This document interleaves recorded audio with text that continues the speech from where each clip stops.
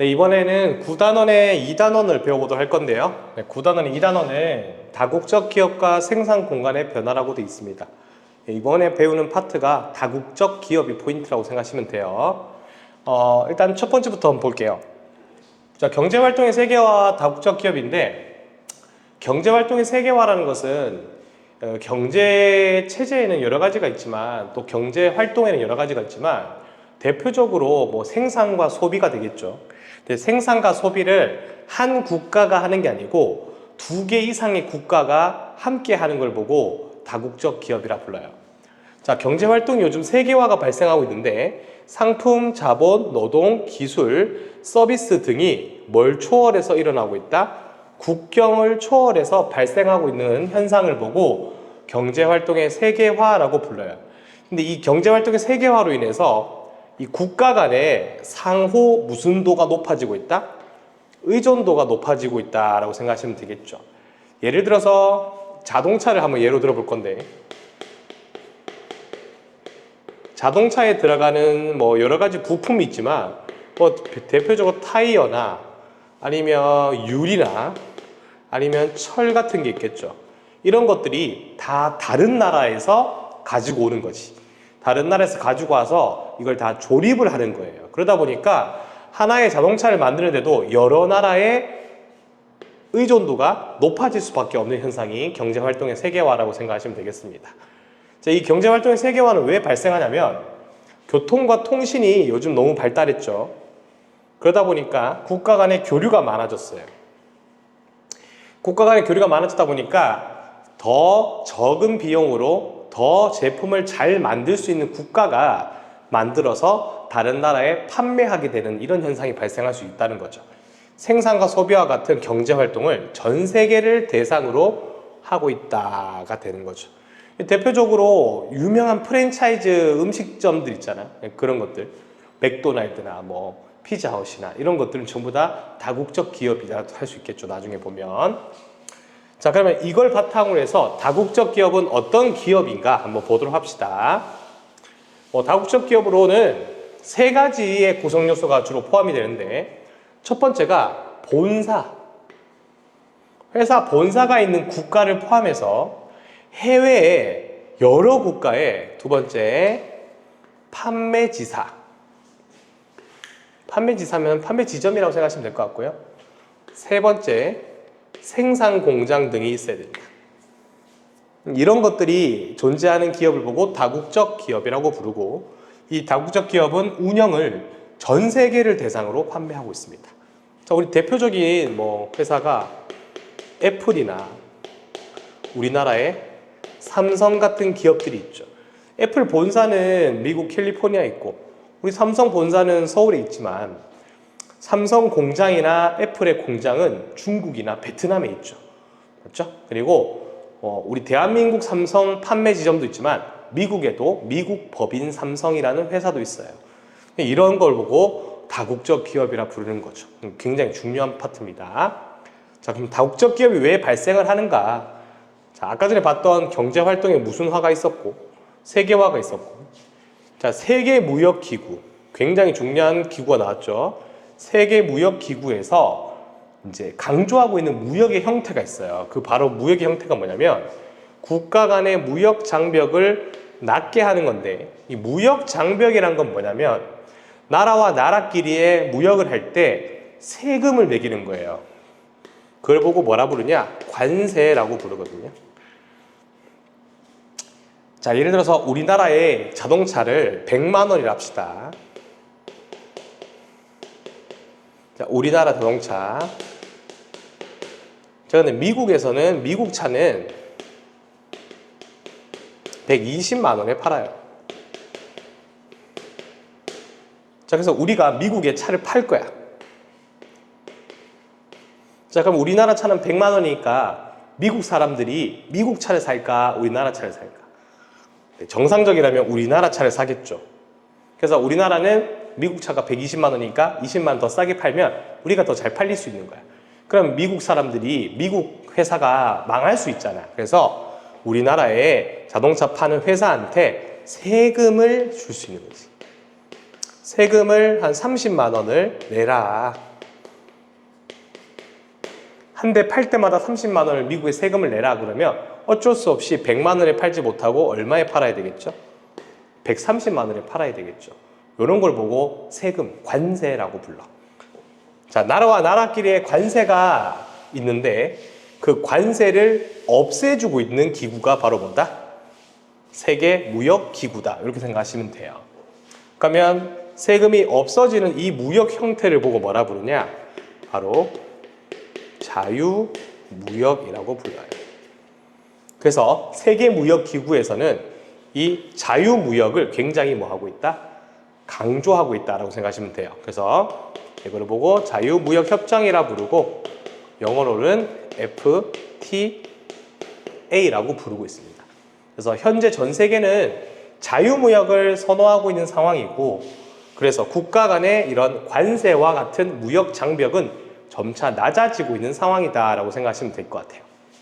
자, 이제 제일 중요한 다국적 기업의 성장 과정을 한번 보도록 합시다. 그럼 이 유명한 회사들이, 기업들이 하루아침에 다국적 기업이 된 건 아닐 거 아니야. 성장 과정 히스토리가 있습니다. 자, 첫 번째, 우리 삼성을 한번 예로 들어봅시다. 한 국가 내에서, 대한민국 우리 국가 안에서 첫 번째 공장을 짓고 시작을 했어요. 자, 하나의 공장으로 국가 내에서 시작했다. 그런데 물건이 잘 팔리고 하다 보니까 공장을 확장할 필요가 있겠죠. 그래서 다른 지역에, 근데 국내죠. 국내의 다른 지역에 공장도 더 확대하고 판매 지점도 뭐 했다? 더 설치했어요. 여기까지가 무슨 단계냐면 국내 단계죠. 국내 단계. 자, 그런데 더 많은 이익을 얻기 위해서 다른 국가로 판매 지점을 뭐 했다? 확대했다 생각하시면 돼요. 여기서부터는 국외 단계가 되겠죠. 해외 단계라고 할까요? 해외 단계. 근데 해외 단계인데 해외 무슨 지점? 해외 판매 지점이 되는 거지. 자, 여기서 포인트인데 해외에 공장을 확대를 할 때 공장부터 짓는 게 아니고 판매 지점부터 먼저 해서 파는 거죠. 자, 근데 뭐 소문이 잘 나서 다른 나라에도 많이 팔게 되면 우리나라에서 만든 물건을 수출하기에는 한계점이 있으니까 그 나라에 직접 뭘 만드는 거야. 그 나라의 현지에다가 뭘 건설한다? 공장을 건설해 버리는 거죠. 네, 이해되실까요? 자, 우리나라에서 만들어 가지고 판매를 해외로 하다가 여기까지 해외로 하다가 해외에서 더 많은 물건이 필요해지면 그 나라에 직접 공장을 만들어서 직접 그 나라에 판매한다라고 생각하시면 될 것 같아요. 자, 그래서 이런 회사들은 결국은 본사가 한 국가에 존재하고 그 다음에 다른 국가의 생산 공장과 판매 지점이 무슨 국가에 존재하게 된다? 여러 국가에 존재하게 되는 이런 시스템을 보고 뭐라 부른다? 다국적 기업이라 부릅니다. 자, 교과서에 있는 예시를 한번 볼까요? 교과서 예시는 선생님 봤을 때 삼성이 되는 것 같아요. 삼성. 우리나라의 회사 삼성. 자, 삼성은 원래 부산에 본사와 공장이 있었어요. 근데 이제 산업이 발달하다 보니까 추가 공장이 필요했겠죠. 그래서 지방에 우리 구미와 같은 지역에 공장을 더 건설해서 판매량을 늘렸어요. 생산량을. 그리고 가까운 해외에다가 무슨 지점을 만들었어? 영업 대리점과 해외 지사를 만들어서 판매를 했고 사람들이 삼성이라는 회사의 물건을 너무 좋아해 주니까 해외에 직접 뭘 만들기 시작했다. 공장을 직접 건설하기 시작했다라고 되어 있겠죠. 자, 요거 순서가 시험에 나오니까 꼭 기억을 해 주셔야 됩니다. 두 개는 무슨 단계? 국내 단계. 자, 여기는 무슨 단계? 해외 단계가 되겠어요. 그래서 우리나라에 뭐 잘 나가는 기업들 있잖아. 삼성, LG, 현대자동차 이런 뭐 회사들은 전부 다 무슨적 기업이다. 다국적 기업이다. 이렇게 생각하시면 될 것 같아요. 자, 다국적 기업이 어떻게 이루어진지 우리 배웠고요. 다국적 기업의 특징을 한번 보도록 합시다. 자, 다국적 기업은 생산 공간을 어떻게 변화시킬까요? 왜 빠져있냐, 이거. 자, 어떻게. 자, 첫 번째, 공간적 분업이라고 되어 있는데, 분업이 뭐야? 일을 나눠서 하는 거잖아, 맞지? 그 일을 조금 더 잘 할 수 있는 사람들, 또는 잘 할 수 있는 국가, 또는 더 저렴하고 좋은 제품을 만들 수 있는 국가들과 함께 일을 나눠서 하는 거예요. 기업의 이윤을 극대화시키고 업무의 효율성을 높이기 위해서는 해외의 여러 기업들의 기능들이 지리적으로 분산되는 현상을 보이는데 그게 바로 공간적 분업입니다. 삼성 회장님이 있는 곳은 정보가 많아야 되겠죠. 그리고 돈도 많은, 자본이 많은 지역이어야 되니까 대도시에 있어야 되겠죠. 맞죠? 자, 그러면 어떤 것들이 공간적 분업인지 한번 봅시다. 첫 번째, 본사입니다. 본사. 자, 본사는 그 회장님도 앉아있고, 그 다음에 그 회사에 결정을 할 수 있는 결정권자들이 모여있는 곳이니까 아무래도 뭐가 많아야 될까요? 정보와 자본이 많아야 되겠죠. 그래서 주로 어느 도시에 많이 많을까요? 대도시에 많이 존재하겠죠. 맞죠? 자, 그 다음에 그 회사의 연구소. 자, 연구소는 포인트가 뭐냐면 고급 인력이야. 고급 인력. 그래서 어떤 곳이 많냐면 주요 대학들이 있는 곳이, 뭐 대표적으로 미국에는 뭐 캘리포니아 주가 되겠죠. 예를 들면 캘리포니아,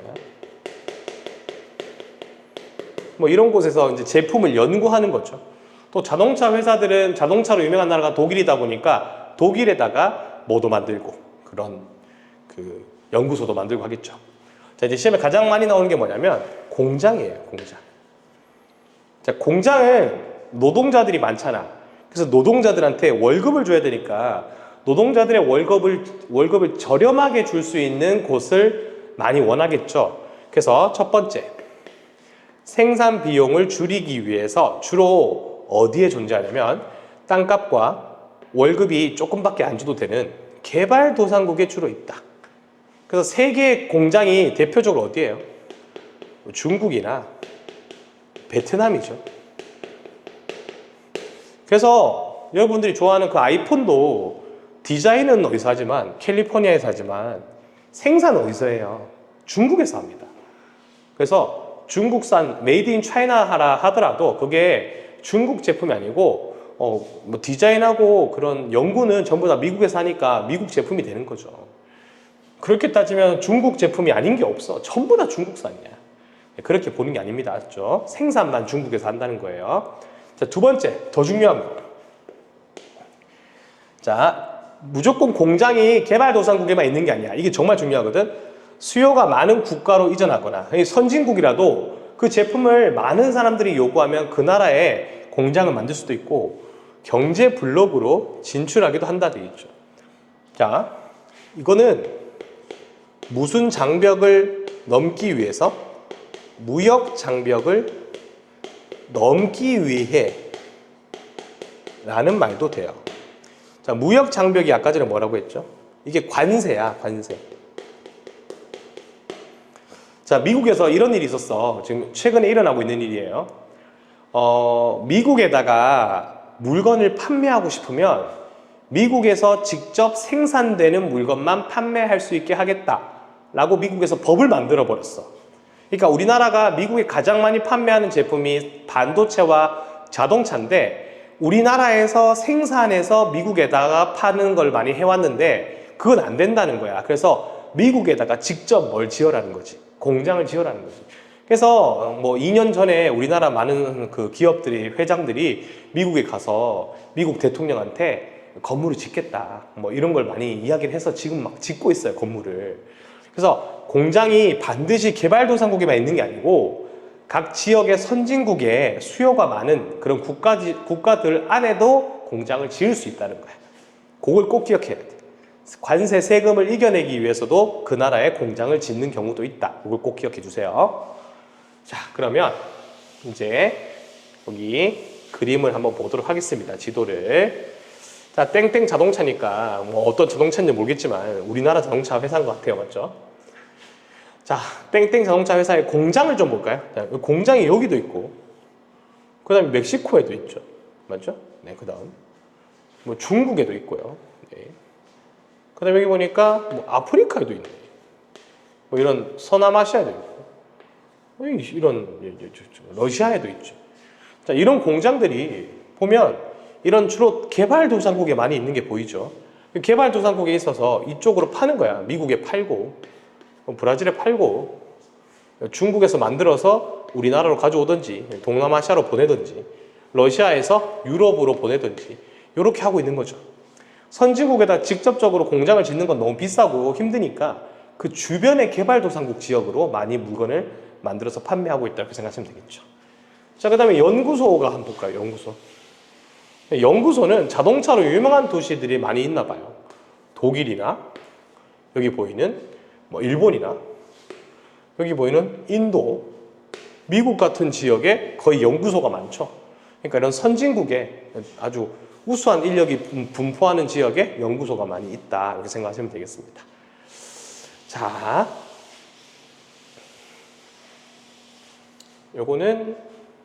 요거부터 좀 보고 볼게요. 자, 봅시다. 자, 생산 공장의 해외 이전으로 인한 지역 변화라고 되어 있습니다. 자, 이제 공장의 해외 이전, 이게 정말 또 중요한 파트예요. 자, 이렇게 생각해 봅시다.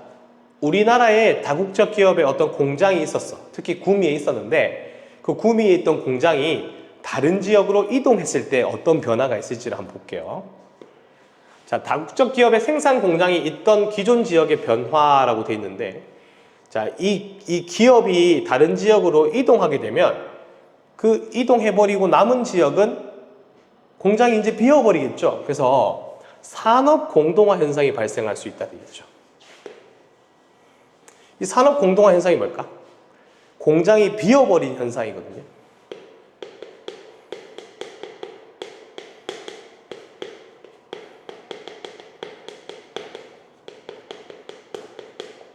뭔 소리인지 이해가 될 겁니다. 갑자기 공장이 있다가 없어지면 그 지역이 그 지역의 공장에서 취직해서 살던 사람들의 일자리가 하루아침에 없어지게 되는 결과가 가져오게 되겠죠. 네, 그래서 실업률이 굉장히 못되고 증가하고 그 지역의 경제가 못되겠죠. 침체되겠죠. 우리 구미도 10년 전까지만 해도 공장이 많았지만 지금은 그 공장들이 다른 지역으로 조금 이전하고 있거든. 수도권 지역으로. 그러다 보니까 구미 지역의 경기도 침체되고 있는 편이다, 이렇게 평가를 할 수 있고 인구도 감소하고 있다는 걸 알 수가 있죠. 우리 구미는 공업도시이기 때문에 이런 공장이 하나둘씩 다른 지역으로 이전하게 되면 굉장히 타격을 많이 입어요. 그래서 산업 공동화 현상이 그런 현상이다, 이렇게 생각하시면 됩니다. 어렵지 않죠? 반대로 공장이 들어선 지역을 볼까요? 들어선 지역은 장점만 있는 것도 아니고 단점만 있는 것도 아니에요. 둘 다 있거든요. 자, 일단 첫 번째, 공장이 들어왔으니까 산업단지가 만들어지고 공단 같은 거. 그 다음에 제일 중요한 거, 그 지역에 무슨 자리가 확대되겠죠? 일자리가 확대되겠죠. 다국적 기업에 공장이 들어오면 최소 일자리가 10,000명 이상은 더 늘어나요. 그러니까 지역 경제가 활성화되겠죠. 그래서 관련 산업 같은 것도 발달하고, 결과적으로 경제가 활성화되고 인구도 뭐 할 것이다? 증가할 것이다. 까지가 좋은 점이 되겠죠. 자, 그러면 공장이 들어선다고 해서 꼭 장점만 있는 건 아니거든요. 자, 그러면 어떤 문제점도 있을까요?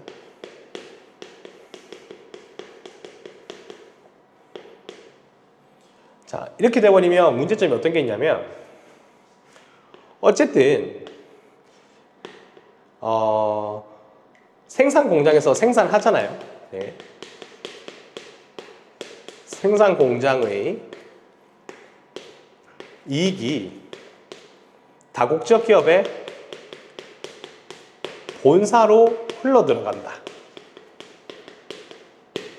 결국은 다국적 기업의 본사만 배부르게 되고 그 지역의 사람들, 그 지역한테는 오는 이익은 극히 드물다 이거죠. 적다.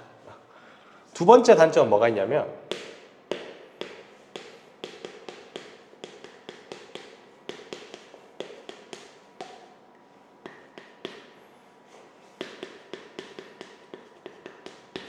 관련 업종이 몰락할 수 있어요.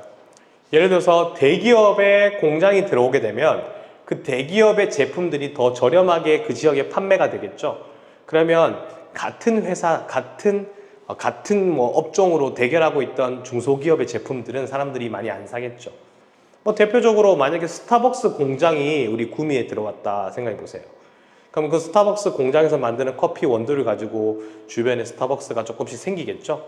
그러면 뭐 작은 뭐 카페 같은 것들은 경쟁에서 도태될 수 있다, 질 수 있다, 이런 내용이 되겠죠. 자, 그럼 예시를 한번 보도록 할게요. 자, 디트로이트의 자동차 산업입니다. 자, 미국 미시간주에 있는 디트로이트라는 도시가 있어요. 이 도시는 별명이 모터시티야. 모터시티. 모터시티라는 것은 자동차 공장이라는 뜻이거든요. 그러니까 1950년대부터 뭘 생산했어요? 자동차를 생산했어요. 미국의 자동차 회사, 뭐 포드 회사나 GM이라는 회사들이 있는데 그런 회사들의 생산 공장이 다 여기 있었어요. 자, 근데 인구가 180만까지 늘어나면서 엄청 번창했는데 20세기 후반, 그러니까 1990년, 80년 후반 때부터 공장을 옮겼어요. 어디로? 개발도상국으로 옮겼어. 특히 멕시코 같은 지역. 멕시코 사람들의 그 임금이 미국 사람들보다 더 저렴한 거야. 그래서 공장을 옮겨버렸다. 그러니까 실업률이 증가하고 지역 경제가 뭐 되었다? 침체되었다. 자, 이거 무슨 상황이라고 불러요? 이 상황을 보고 산업 공동화라 부르겠죠. 이거 다 기록을 해두시면 좋겠죠. 결국은 2013년에 파산을 선언하고 파산한 지 17개월 만에 파산 졸업 허가를 받았지만 디트로이트는 여전히 가장 뭐한 도시로 남아있다. 가난한 도시로 남아있다. 결국은 공장이 빠져나가서 경제가 침체된 걸 보여주는 거죠. 자, 부산의 신발 산업 볼까요? 자, 1970년대, 아직 우리나라가 잘 못 살 때죠. 이때만 하더라도 우리는 아주 공장이 많았어요. 세계적인 신발 생산지였다. 그런데 80년대 후반부터 많은 기업들이 인도네시아, 베트남, 중국 같은 개발도상국으로 공장을 뭐 시켰다? 이전했다. 그래서 이제 우리나라에서 신발을 안 만든다는 거죠. 하지만 2000년대 들어서 부산의 신발 업체들은 첨단화, 고급화 전략을 추구하면서 이 신발 산업의 부흥을 위해 노력하였다. 그 결과 현재는 세계 유명 신발 기업들과 협력 체제를 구축하면서 제2의 신발 산업의 전성기를 맞고 있다. 생산 시스템을 자동화시키고 최근에는 중국과 동남아시아 떠났던 업체들이 부산으로 돌아오기도 하고 있다. 앞에 디트로이트는 가난해졌지만 우리나라의 부산의 신발 산업은 위기를 극복해서 기회로 삼았다. 이런 예시가 될 수 있겠죠. 자, 이렇게까지 하면 우리가 배웠던 다국적 기업의 공장의 이전에 대한 내용까지를 정리해 봤습니다. 자, 여기까지 정리를 다 했고요. 자, 그래서 오늘 배웠던 파트의 중요한 거, 다국적 기업이 들어서는 순서, 그걸 기억해야 되고, 생산 공장이 있다가 없어진 경우, 그리고 생산 공장이 들어온 경우에 어떠한 변화가 일어나는지를 잘 염두에 두시고, 뒤에 있는 문제, 6문제 풀어주시고, 채점까지 해서 책검사를 받아두도록 하겠습니다. 목요일에 테스트 칠 테니까 준비 잘 하셔가지고 좋은 성과를 거두세요. 수고했습니다. 안녕!